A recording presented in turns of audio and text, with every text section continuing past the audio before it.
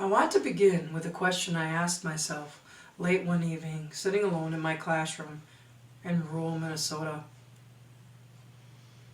The lights were off except for one small lamp. The shelves were reset. The materials were carefully returned to their places. The classroom was quiet in the way Montessori environments often are after a full day of work with children. And in that quiet moment, I found myself asking a question I had never asked before. How do I sustain my professional growth when there is no system designed to support it? I am a Montessori early childhood educator. I believe deeply in child-centered education. I believe in prepared environments. I believe in respect for developing the human being. In Montessori education, we spend enormous care designing environments where children can thrive. We think about lighting, movement, independence, and community. We ask ourselves constantly, what does the child need in order to grow? But one day I realized something uncomfortable. I had built a prepared environment for children, but no one had built one for me. There was no statewide mentorship network, no coordinated advocacy, no consistent professional community, and no infrastructure to help me grow as a leader. And slowly and quietly, isolation began to feel normal. Let me share a moment that made this real for me. One winter afternoon, a young teacher stopped by to visit my classrooms to look at them in all the different classrooms that we have. She had just begun her own career in early childhood education, and she stayed after school asking thoughtful questions about Montessori materials and guiding the children and about classroom community. At one point, she said something that stuck with me. She said, "I love this work, but I feel like I'm trying to figure it all out by myself." And I remember thinking, that sentence felt so familiar. Because I had said almost the same thing to myself many times. And that's when I began to wonder, is this just one educator's experience, or is this something bigger happening? At first I thought it was just me. Maybe I wasn't networking hard enough. Maybe I wasn't attending enough conferences. Or maybe I was just trying hard enough to stay connected. That's what we often tell ourselves as educators. If we are exhausted, it's personal. If we feel alone, it's personal. If we struggle to navigate systems, it's a personal issue. We assume the solution must be to just try harder, work later, read more, attend another workshop, push through the exhaustion.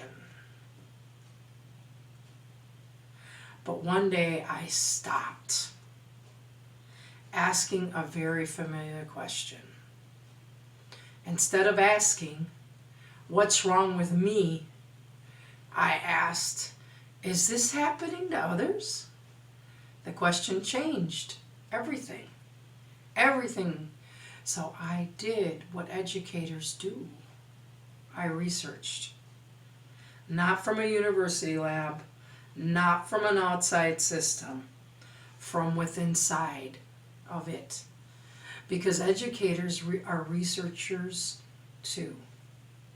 We observe, we document, we analyze patterns.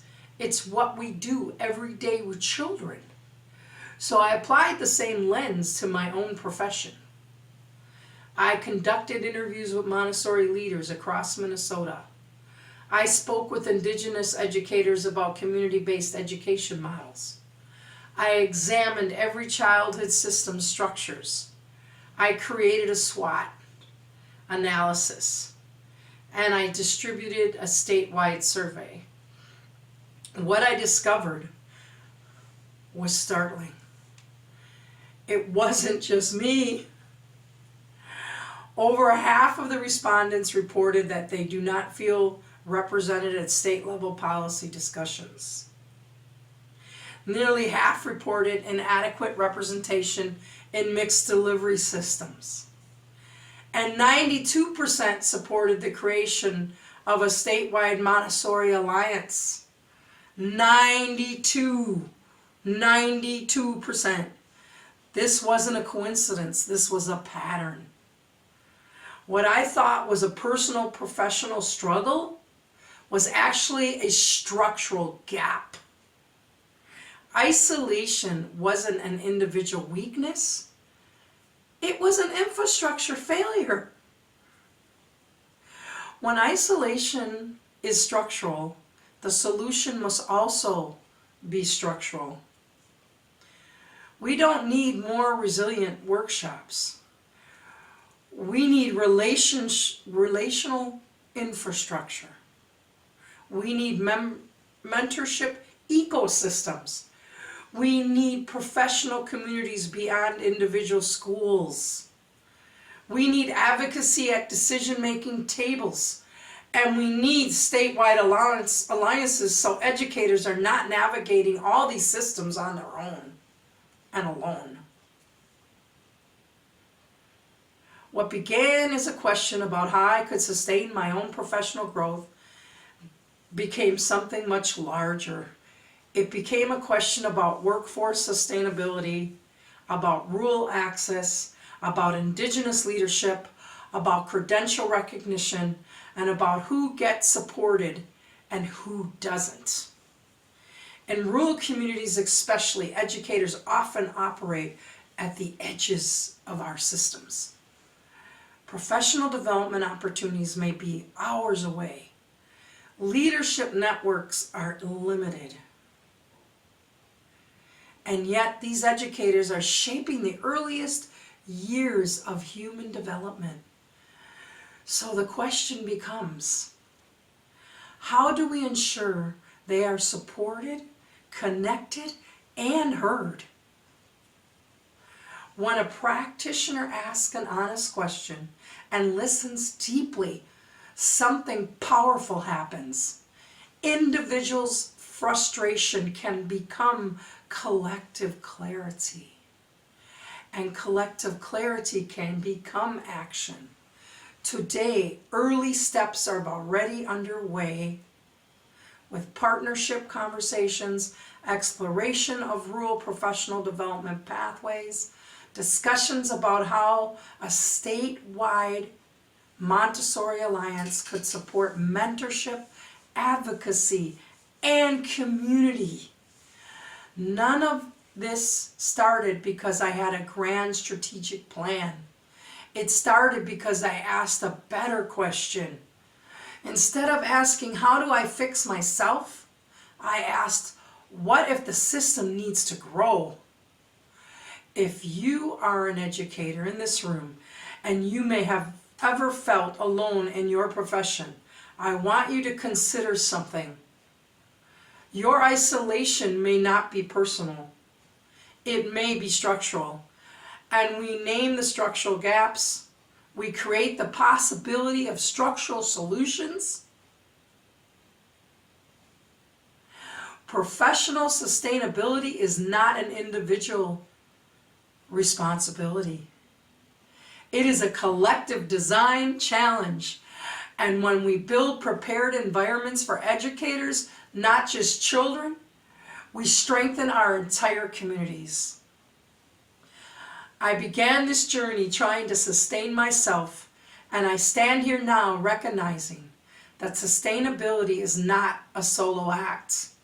It is a shared structure.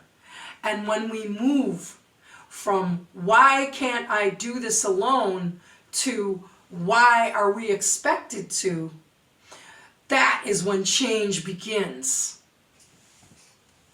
Thank you.